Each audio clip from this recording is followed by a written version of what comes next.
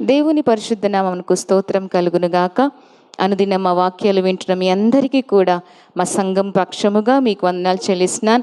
మీరందరూ కూడా ప్రతిదినము వాక్యాలు వింటున్నారని, దీవెన పొందుతున్నారని మేము నమ్ముతున్నాం. ఈ దినాన మరి యొక్క లేఖనాన్ని మనం చదువుకుందాం. అపోస్తలుల కార్యములు 4వ అధ్యాయము 12వ వచనం. మరి ఎవని వలనను రక్షణ కలుగదు, ఈ నామముననే మనము రక్షణ పొందవలెను. కానీ ఆకాశము క్రింద మనుషులలో ఇవ్వబడిన మరి ఏ నామమున రక్షణ పొందలేం. ఇది అందరూ తెలుసుకోవాల్సిన లేఖనం. యేసయ్య నామములోనే రక్షణ, ఆయన వలననే మనకి రక్షణ కలుగుతుంది. కానీ మరి ఎవని వలన కూడా మనకి రక్షణ కలదు. కీర్తనలో 3వ కీర్తన 8వ వచనంలో ఉంటుంది, రక్షణ యెహోవాది అని. కనుక దేవుని నామములో ఇంకా ఆకాశము క్రింద భూమి మీద ఏ నామముల వలన కూడా మనం రక్షించబడలేము. అందుకే భక్తుడు అంటారు, మనమందరము కూడా దేవుని నామమును ఒప్పుకోవాలి, దేవుని నామాన ప్రార్థన చేయాలి.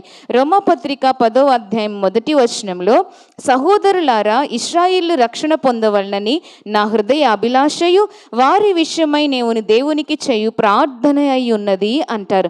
కనుక మనం అందరి కొరకు ప్రార్థన చేయాలి, అందరి రక్షణ కొరకు ప్రార్థన చేయాలి. ఇశ్రాయేలందరూ కూడా రక్షణ పొందాలని ఆయన హృదయ అభిలాషట. ఇప్పుడు దేవుని అభిలాష కూడా, కోరిక కూడా అదే. ప్రతి నరుడు, ప్రతి మనిషి కూడా యేసయ్య నామములో రక్షణ పొందాలి.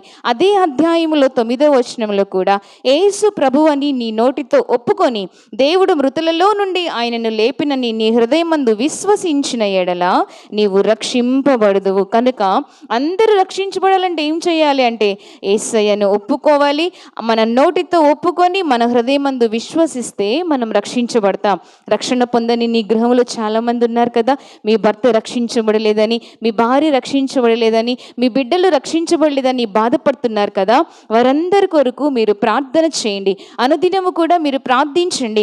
తప్పకుండా దేవుడు మన ప్రార్థనలు ఆలకిస్తారు. అదే అధ్యాయము 13వ వచనంలో కూడా, ఏ ప్రభువు నామమును బట్టి ప్రార్థన చేయువాడెవడో వాడు రక్షించబడును అని ఉంటుంది. కనుక రక్షణ దేవునిది. రక్షించబడాలంటే ఆయనను మన నోటితో ఒప్పుకోవాలి, హృదయంలో విశ్వసించాలి. అలానే ఎవరైతే ఆయన నామములో ప్రార్థన చేస్తారో దేవుడు వారిని రక్షిస్తాడు. కనుక రక్షించబడలేదని మీ కుటుంబీకుల కొరకు బాధపడకండి, మీరు ప్రార్థించండి. తప్పకుండా దేవుడు మీ ప్రార్థన ఆలకించి దేవుడు తన కార్యాన్ని జరిగిస్తారు. దేవుడు తన దీవెన మనకు అనుగ్రహిస్తారు. రక్షించబడిన వారందరూ కూడా తప్పకుండా మీరు రక్షించబడతారు. దేవుని కార్యం మీరు చూడాలనుకుంటున్నారా? మోకరించండి, ఇప్పుడే ప్రార్థించండి. రక్షించబడిన నీ వారి కొరకు మీరు మోకరించి ప్రార్థిస్తే తప్పకుండా దేవుడు ప్రార్థన ఆలకించి రక్షించును గాక. ఆమేన్.